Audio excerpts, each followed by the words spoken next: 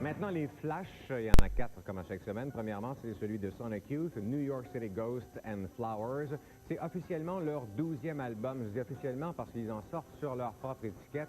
Moi, à mon avis, qui sont tout à fait inaudibles. J'aime autant écouter le son de mon aspirateur. Ça fait exactement la même chose. Ce sont des légendes, bien sûr, de New York, Sonic Youth. Je les ai déjà interviewés une fois. Ils me répondaient à travers un journal de même, carrément. On a un petit problème d'attitude ici peut-être, mais moi, ça me dérange pas, le problème d'attitude. Je passe par-dessus ça. C'est un groupe, on a dit que c'était le groupe ultime de guitare, etc. Vous entendez là en arrière, là? C'est trippant, hein? Donc, moi, j'ai beaucoup aimé Sonic Youth jusqu'à l'album Experimental, Jet Set Trash, etc.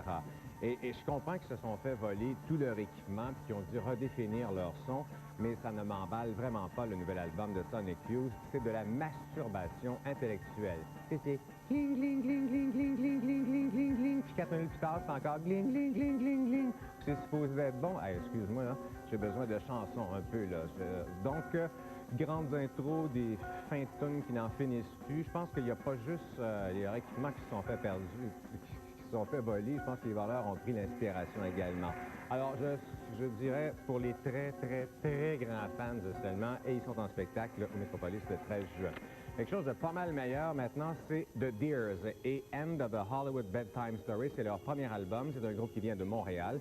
Si vous me regardez vendredi en direct, sachez que ce soir, le groupe fait le lancement de son album et donne un spectacle au cabaret. Ça coûte à peine 6 $. Vous risquez de faire une très belle découverte.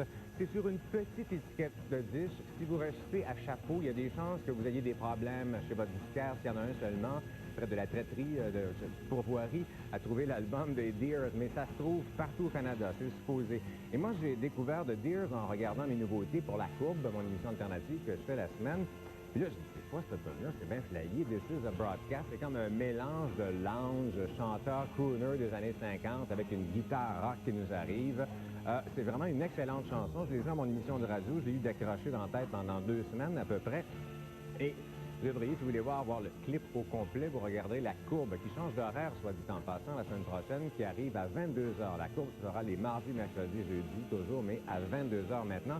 Et c'est mardi prochain que je jouerai le clip du groupe The Deers.